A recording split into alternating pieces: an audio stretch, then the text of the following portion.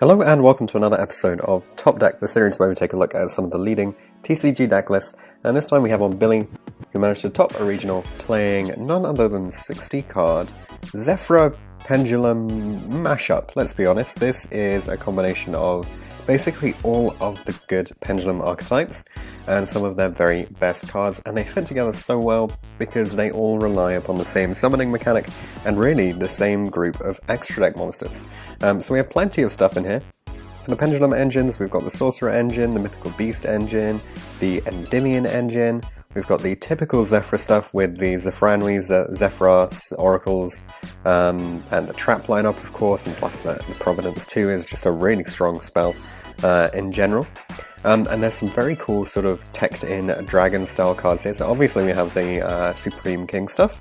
Then on top of that, there's one Samurai Cavalry of Reptile. This is actually a dinosaur which allows you to, if this card attacks an opponent's face up monster that's not a Pendulum monster, you destroy it, so it's an immediate removal. For problematic cards, including your opponent's Goliath, that kind of thing, which is pretty important.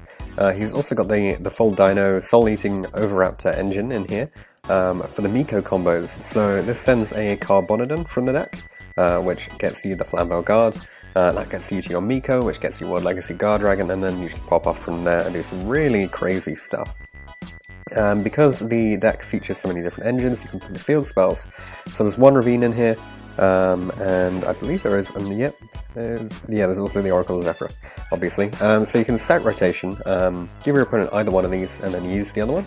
It's actually really good that you can give your opponent the Oracle, and they can't use it unless they have a Zefra monster. So they have to find another way around, and another way to carry on with their plays. So for the extra deck, plenty of versatility in here. For all of the 6-7 plays, he's got the Dawn Dragster and the Yazzie, obviously the immediate OTK engine, Miko for the combos, and Abyss for the Guard Dragon plays, because there is the usual suite of LP, Agapane, and as we often see in Pendulum versions of the deck, the Triple Burst, alongside the Hieratic Seal. And there's some Nightmares for additional removal, Saiyuja for fixing awkward hands, Electromite obviously since this is a Pendulum deck, and for additional removal there's a Borreload. Then in case he doesn't open the best scales, he can still summon a Beat Cop from the Underworld, and there's a Dweller in here because it is one of the best floodgates at the moment. To the side, Triple Nausea, Triple Denko, you don't need your normal summon, Vela and Spear Mode, again you don't need the normal summon, and you need to be able to deal with the big combo decks, because if they do put up a strong enough board, you're not going to be able to push through it. And then Triple MST, so potential removal for the Mind deck. So that's it for the list. Let's get on to the rounds and the siding strategy. So he was playing a 7-round event, and it's kind of an interesting set of opposition here. There's only really 2 decks that I would call meta, the Salamangreat and the True Draco, which he played in the later rounds. Apart from that, it's kind of just crazy combo decks that are designed to beat a lot of the meta. You know, like Cyber Dragon obviously wrecks a lot of the Salamangreat players. BA Trickstar is a very unusual deck actually, let's be honest. Altergeist has very strong matchups against a lot of the meta. And Zefra Endymion, I guess we have been seeing a lot of this more recently, the fact that you can put the Zefra and Endymion cards into a proper Pendulum deck and build something truly incredible, just build some awesome boards with those. So we got additional comments from each round. So in round 1, Billy won the die roll and did the full combo, ending on Jackal, Abyss, Spheres, Dawn, Divine Strike. The opponent just normal summoned a core, which got hit by the Jackal, discarded Cyber Dragon for Naxter, which was then hit by the Strike, and then he scooped obviously, and then in game 2 he normal summoned an Expected Order and passed the game, the round, sorry. Meaning that he believed this would protect him, but unfortunately Billy had a Servant, so he was able to summon out the Jackal and then just poke over it, because remember that Servant effect is a spell effect. Even then, because this is a Pendulum deck, he would have Pendulum monsters on the field anyway, so he would at least be able to get one effect off, so it's very, very good against Inspective Order to play a Pendulum deck. Round 2 against BA Trickstar. This is an interesting one. So Billy lost the die roll and opened nothing. The opponent ended on Underclock Beatrice in back row. And then the top deck gave Billy a play, but the only way that he could clear the Beatrice was to Pendulum Summon 3, and he got hit by the Strike. So that set back row was a Strike, just killing him off there. In game 2, Billy opened up nothing again, so that is the unfortunate part of this deck. You know, it has so many great engines, but they don't necessarily all fit perfectly together, so sometimes we will get those brick hands, but that can be said about pretty much every deck at the moment. Your opponent set up Underclock Beatrice again, with a Licorice on board. Billy top deck Denko, beat over the Licorice, and then got punched the following turn, and lost the game there. Round 3 against the Altergeist, much more in line with meta, I suppose. Winning the die roll, ending on Sphere, Abyss, Strike, despite opening a pretty terrible hand. The opponent normal summoned a Melisy and tried to poke through, but it was just bounced with the Spheres, which floated for a Dark Worm, giving another plus. The opponent set 3 and ended. Billy Pendulum summoned the Zefra Pendulum to hit a back row, but got struck on the effect. He banished a Providence to keep it alive, and then the opponent tried to crack down the Abyss, but Billy just negated it with the Abyss anyway. And then Destrudo, Yazzie, and full combo just wrecks the opponent, and he scooped. Game 2, the opponent ended on Marionetta and set 5, flips order on standby phase, and then Billy had 5 spells in hand and a Dark One, so he had to just scoop there. But then Game 3, he opened Ravine, Servant, set rotation, Sephiroth, and a monster, which is just insane. Activated the Servant. The Ravine got Ogred. The opponent also opened a Valen, which hit the Zefra, but it's still not enough to stop Billy from setting up Master Magician, Spheres, and Abyss, which is crazy. The opponent just set back row and ended, and Yazzie pushed through that. So Billy won round 3. Round 4 against Zefra Endymion, this is the only draw he has. Losing the die roll, the opponent set up Zefra with 2 sets, one of which was Divine Strike, and a bad scale, the Zephyroth and Garuda, pretty unfortunate there. So Billy played around the Zefra War, but the other set was a call by, which made the game particularly long. They actually ended up where Billy ended up outgrinding and won the game. And then in Game 2, the opponent set up Divine Strike Jackal with the Garuda in hand. Billy forgot that the Garuda had been added, so played straight into it and lost the game there. And then in Game 3, he started and then ended on Goliath, Tribute Summoned, and Jackal with a set Divine Strike. Time is called during the main phase 1, so it's a draw there. And then in round 5 against Zefra Endymion once again, going 2-0 this time around, losing the dice roll once again. The opponent set up Sphere, Strike, and Vortex. So Billy scaled the Servant, which got hit by the Vortex, normal summon a Dark Worm to add the gate 0, which got bounced back with a Spheres, tributing a card in hand, which meant that the opponent wasn't able to float into the Goliath. This is really crucial here, so terrible misplay there, unfortunately, by the opponent. Billy scaled up the gate 0 and Endymion Master, which got Divine Strike, scaled the Amorphage Goliath, Pendulum summoned Overraptor and Dark Worm. The Overraptor does a Miko combo entirely on its own and then pokes over the opponent's Vortex and Abyss. So Billy ended on Spheres, Abyss, Divine Strike, and then in Game 2 ended on Hieratic Link. The opponent ended on Hieratic Link, Jackal, and the LP that he had got Valen. Billy had 2 Sphere modes, a Chronograph and a Time Gazer and a Servant, so he didn't really have a good play here, so he just baited out the Spheres by normaling the Time Gazer. The opponent summoned the Goliath, at which point Billy knows that he can't kill the Billy knows that the opponent can't kill him, so he just passed turn. The opponent hits for 24, Pendulum summons a Zefra and a Servant from hand, adding a Strike. There's a Sphere mode for the opponent, and then he activates the Servant, scaling the Time Gazer and MST, the opponent's low scale, and the opponent just passes, and then Billy's able to get the Sphere mode back. He top decks Fossil Dig to get the 3rd counter on Endymion, but sadly the opponent has a Reaper for the Sayu Jet in the standby phase, and then Billy manages to build a board that can do 8,000 damage in this turn, with about a minute left on the round to just seal it there. Round 6 against Salamangre at 2-1. So Billy won the die roll, opened no plays, setting Corby and Carbonodon. The opponent does the standard plays, and Billy sees that he runs Signet Mining. There's a Corby on the Jackal to turn off the future plays, and then to see how the opponent plays around it. And then obviously he didn't do an awful lot, so but he was still in a stronger position, so Billy scooped on the draw phase. Game 2, Billy opened the combo. The opponent tries to Thanos on the Electromite summon when there's a Jackal out, so obviously the Jackal negates it. And the opponent, Chain Link 3, does the Veiler on the Electromite, which is actually pretty nice. However, Billy had everything he needed in hand in order to set up the board, and the opponent has no outs here. And then in Game 3, so Billy opened 2 Sphere modes, but no follow-up play. The opponent ended on Wolf, Balinx, Mirage, and both of the traps, which is pretty strong to be honest. Luckily for Billy, he top decks a terraforming, so he sphere modes, at which point the Gazelle comes out from hand and dumps the second spinny, and then Billy activates the second servant, and then terraforming into Oracle into Zefra to get 3 counters. That's actually really insane, to be honest. The fact that you can do that, you can just have your one spell become 3 counters, it's nuts. The opponent used the Rage on the servant, using the Gazelle, which means that he now has absolutely nothing in hand, so Billy's super far ahead at this point, having used up very little in terms of resources. He scales the Jackal and Pendulum summons a Zefranry, searching for the Providence, going through to the counter trap, doing this rather than more because the opponent had a Bale Links anyway. And then the opponent top decked back row and passed, and then Billy got back to Sphere mode and top decked into Dragon Shrine, set up a Yazzie play, and did the 8,000 damage on board, because Yazzie is still exceptionally strong. For round 7, the final round against True Draco. So Billy won the die roll, did the standard combos. He used set rotation to give the opponent Ravines so that he can get Oracle. He didn't notice, so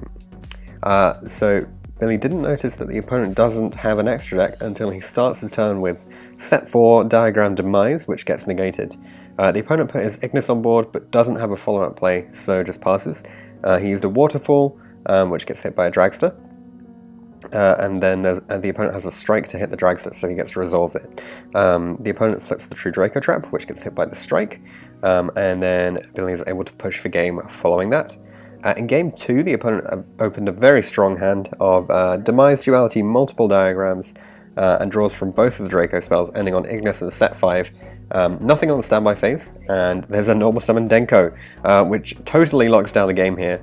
So Billy can use the Chronograph to get another monster on board, Dragon Shrine for a Yazzie play, pop the diagram, and eventually spin the Ignis with a Unicorn and poke for damage. The opponent top decked to strike and then had to scoop from there, revealing he had a set Imperial Order, but he didn't want to shotgun it in order to play around potential spell or trap disruption. So that is it, 7 rounds, 1 loss and 1 draw, so a very strong record from Billy going into this event. In terms of the siding, let's just run through this pretty quickly because I noticed I've been talking a lot about the rounds here. Going first against Salamangrate, Vela and MST obviously being the optimal choices, and then for going second, Vela, Sphere Mode, and Denko all coming in. It's important to note here, so we don't have side outs in particular, but he said that in all cases he sided out third copies of cards rather than siding out entire engines. Exceptions were always siding out the Amorphages since against stun decks like Guru, Altergeist, Draco, etc., and siding out the Cavalry if he felt it wouldn't be useful. And it actually got sided out in most games, to be honest. Against Orcust, Vela and Lancia come in, going first and second. Going against Striker, MST and Denko come in. Going against Endymion, MST and Vela come in going first. But for going second, Sphere Mode and Vela, because they're going to set up a big board and you have to be able to kill it. Whereas the MST gives you just one option to deal with a particular scale, which is quite nice anyway. And then deck number 5, he prepared for the Mind deck as well. So he puts in the MST and the Denko, whether going first or second, because the deck is so slow that it really doesn't matter at what point you bring those in first or second there. So he said that overall the event was really good and ended ahead of schedule, which is quite nice. It was a bit crowded, but there was a good turnout, and that is to be expected, to be honest. In terms of why he decided to play this deck, he's always been a fan of the Yang Zing and Zefra builds of Pendulums, and the new Guard Dragons and Endymions make the deck really relevant again. Ib is not quite a Danglong replacement, but enables some quite nice plays, and he'd gotten rid of Salamangrate, so he decided to play with a more fun deck. The hardest matchup, he says, is probably the Thunder one, because the deck searches a lot, as well as Mystic Mine, because he wants to actually play the game, but luckily he didn't play either of those really. The hardest games were probably the mirror matches that he played. He's running the Dino engine, obviously, which we've seen before, because it allows for the id plays. You normal summon the Oviraptor, and it allows you to make LP for Darkworm or Destrudo before lowering into a Skull Dread, as well as some very strong turn 2 plays, something which the deck otherwise lacks. He opted for Dinos rather than the Draconet package, as Flamvell Guard is a level 1, so enables the Dawn or Yazzie with Chronograph, or Zefranwy or Jackal, so more ways to make you a Yazzie. For the most part, the deck worked as desired. Blindly using Fossil Dig is quite good bait for Ash because people tend to negate it now that Miscellaneousaurus is at 3, potentially stopping the Oviraptor from being hit. It also gave him an edge in the mirrors, as people didn't seem to know why he was using it, which is quite good. In terms of changes that he would make to the list, he says that the MSTs in the side deck should be Cosmic Cyclones and the Goliath should be a Sloth. He forgot that he didn't have these things until the night before and he didn't want to have to scramble to get them on the day, so he just went with those for the event. A big influence to this deck was Dark Neostorm. Giving Ib to the deck was a huge change to how it works because it enables a 1-card combo, something that really has been missed since Staying Long was banned. The Order of the Spellcaster deck and Soul Fusion for the Guard Dragons are also vital for a lot of the combos and enable the deck to build very big boards. There aren't too many things that he's looking forward to at the moment. The new Designator is certainly an interesting one, but being a V-Jump promo means that he's not planning to look into it too much anytime soon. And shoutouts go to Fleet and Luke for giving him a lift and for helping him test, YGO TCG Bournemouth locals, Bag of Holding locals, Ryan Nye, Jacob Lee, who was his round 2 opponent, Dan Stoddart for lending him a Skull Dread as his didn't arrive on time, and in terms of the additional comments, he says that he never drew the Samurai Cavalry, he neither searched for it instead. He liked having the option to be able to grab a scale of Oviraptor or Dig, and he does have an out to some problem cards with it as well, because he can, as we said, deal with some of the True Draco cards. He drew Time Gazer more than any other card which he sided. He never summoned the Dweller, but he had a few times when he could have made it, but actually didn't, due to the matchups not being relevant. He never faced a Thunder or Orcus deck, so the Lanciers were entirely dead, but he doesn't regret running them because they really help in those matchups. Most people don't know what to hand trap against this deck, which allows him to play through a lot of disruption. For some reason 3 Jackal doesn't seem to be standard, he says, but it absolutely should be. Drawing a Jackal can really help a bad hand and make an OTK hand even better. He wishes it was a different scale, but overall he stands by running 3. He also doesn't run Cerberus or Garuda. He doesn't think Garuda is worth it, as it's usually a win more to search it, and if you don't, and you never want to run more than 1. Cerberus is very good in theory, but getting ashed on it locks you into a scale 4, which really hurts. He also doesn't like that it has to be summoned to the extra monster zone, which is something to avoid early on in order to enable the Ib combos before the Pendulum summon. So the Ib combo goes normal summon the Oviraptor, send Carbonodon, Carbonodon summon the Flambeau Guard, sync for Ib, add Wild Legacy Guard Dragon, summon the Guard Dragon, link 2 for Beat Cop, float for the Wild Chalice Guard Dragon, link into the LP, banish Wild Chalice Guard for the Flambeau, World Legacy Guard, move LP to under the Beat Cop, use the LP to grab Darkworm or Destrudo, then link 4 into Saryuja, and this combo was sourced from RNG Tan on Pojo.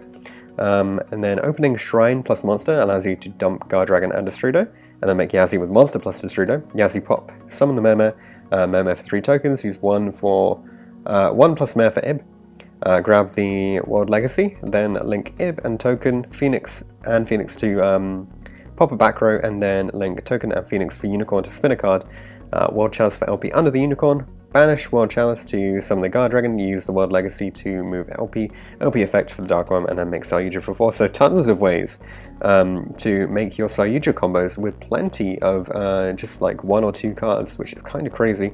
Of the 3 extra Zefras, being Wendy, Thuban, and Exiton, only Zephyr Exciton came up as anything more than an Orbital Summon or Pendulum fodder.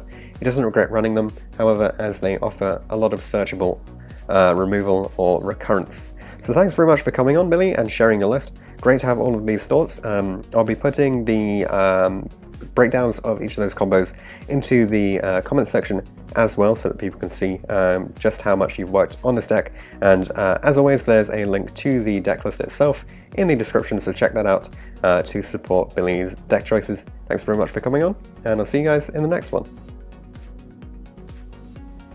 Thanks for watching this episode of Top Deck. If you have any comments or suggestions that you would like to make, leave them in the comment section down below. Check out the description for details of how you can get involved in this series. You can enter by voice interview, or instead you could just send all of your information over Facebook Messenger. Anything like that will be absolutely fine. If you want to see anything in particular from the upcoming series, then be sure to get in touch, and I'll see you guys in the next video.